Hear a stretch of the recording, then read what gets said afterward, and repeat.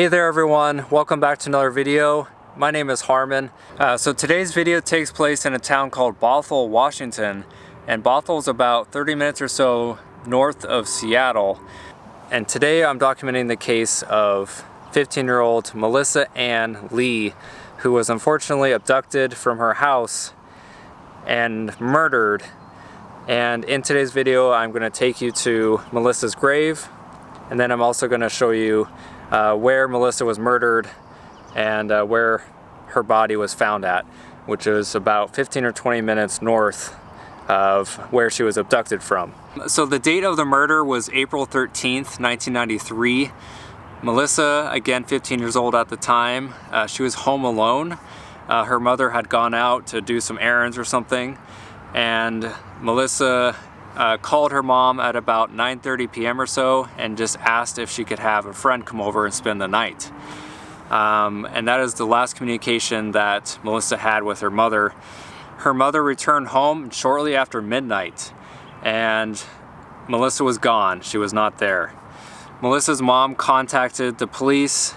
The police showed up, and they noticed that the front door was already open and that there was signs of like a struggle that happened inside the house.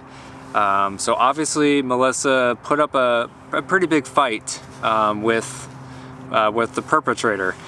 Melissa's body was found the next day on the 14th of April in a ravine in Everett, which is again about 10 to 15 minutes north of where she's buried here in Linwood. Initial autopsy reports indicate that she was strangled to death, and her body was of course left there in the ravine. Incredibly tragic, and honestly it reminds me very much of the case of the little girl Roxanne Dahl who was murdered. If you haven't seen that video, I'll link it at the end of this video for you guys to check out. But this case in particular reminds me of that one. If perchance the victim's family of Melissa, if you guys are watching this somehow, I just wanted to say with my deepest condolences to you guys, and give my deepest respect and sympathies for you. The perpetrator, the one who murdered Melissa, was a guy named Alan Edward Dean. Alan was about 35 years old at the time of Melissa's abduction and murder. What makes this case even more interesting is the fact that Melissa actually knew Alan. And keep in mind, Alan was 35 years old at the time. Melissa was only 15 at the time. And they actually ended up meeting through like a nighttime phone chat. Basically like a phone service where you could call in and kind of talk to random strangers during the night. And so she ended up meeting Alan through this nighttime phone service type thing. And during the investigation, Alan stated that him and Melissa actually ended up dating several different times in March of '93, so about a month or so prior to her being murdered. And again, guys, what makes it even more shocking is the fact that he was 20 years older than her. Again, I'm just going by what the article stated, and so if that's the case, that they actually dated a few times, it must have been done in secret, because I can guarantee you there must have been no way that Melissa's parents would have been okay with a 35-year-old guy going out with their 15-year-old daughter. There would have been no chance that they would have been okay with that. So my guess is if they dated a few times in March, they must have done it in secret. Maybe she went out, maybe he came over and picked her up a few times, but the parents must have not known that was happening. Or if they did, maybe they attempted to stop it, I don't really know. But there's no way they would have been okay with their daughter going out with a guy 20 years older than her. The abduction and murder of Melissa actually was a cold case. It was actually a cold case for basically about 27 years. Alan Dean got away with the abduction and murder for nearly 30 years.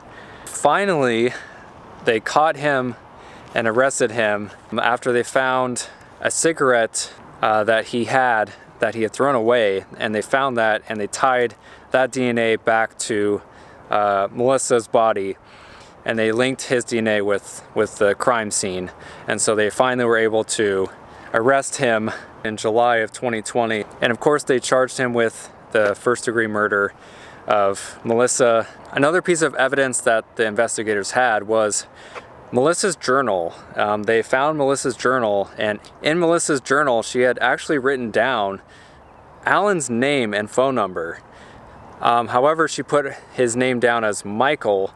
I just looked it up, and Alan's first-degree murder charge of Melissa was dismissed, and he was actually committed indefinitely at the Western State Hospital, and he was confined to the mental hospital because he was not fit to stand trial.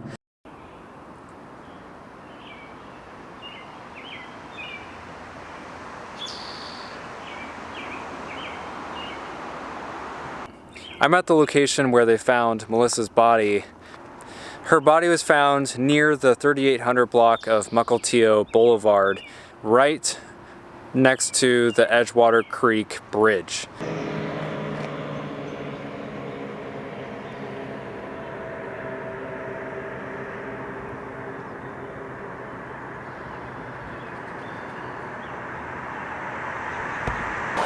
Alright guys, so Melissa's body was found right over the edge of the bridge here. So again, I don't know specifically, but her body was found somewhere down in here.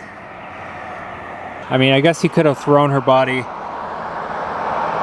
off the bridge potentially, but he might have just walked down the pathway over there, down